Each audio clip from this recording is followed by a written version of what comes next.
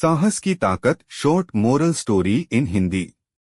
पुराने जमाने में एक राजा हुआ करता था जिसे सब सन की राजा मानते थे। वाकई में वह राजा सन की था क्योंकि छोटी छोटी गलतियों पर वह किसी को भी मृत्यु दंड दे देता था। राजा के महल में 30 फूलदानियां बहुत ही सुंदर तरीके से सजी होती थीं और इन फूलदानियों के संग्रह को अपने महल में आने वाले सभी अतिथियों को डोट राजा दिखाया करते थे। एक दिन उनका सेवक उन फूलदानियों की सफाई कर रहा था। सफाई करने के दौरान सेवक का हाथ एक फूलदानी से लग गया और वह गिरकर टूट गई। राजा को जब इस बात का पता चला तो उसने उस सेवक को फांसी पर लटकाने का आदेश दे दिया। उनके राज्य में एक बूढ़ा व्यक्ति हुआ करता था। जब उस बूढ़े को डोट यह बात पता चली वह फौरन राजा के पास गया और उस फूलदानी को जोड़ने की बात कही।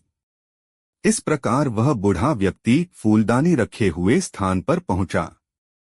जैसे ही बूढ़े व्यक्ति ने देखा कि सारे फूलदानी उसकी नजरों के सामने हैं, उसने फौरन उन सभी को लाठी से एक एक करके तोड़ना शुरू कर दिया और देखते ही देखते सारे फूलदानी टूटकर बिखर गए। राजा इस बात से बहुत क्रोधित हुआ और बोला, अरे मूर्ख, तुमने यह क्या कर दिया? इसकी सजा जानते हुए तुमने सारे फूलदानियों को तोड़ डाला, तुम्हें भी मृत्युदंड दिया जाएगा।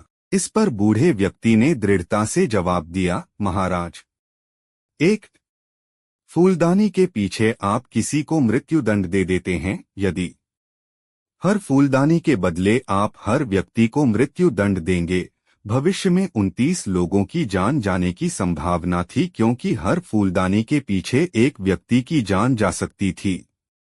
इसलिए मैंने अपने इंसान होने का फर्ज निभाया है और आज मैंने 29 लोगों की प्राण बचाई है।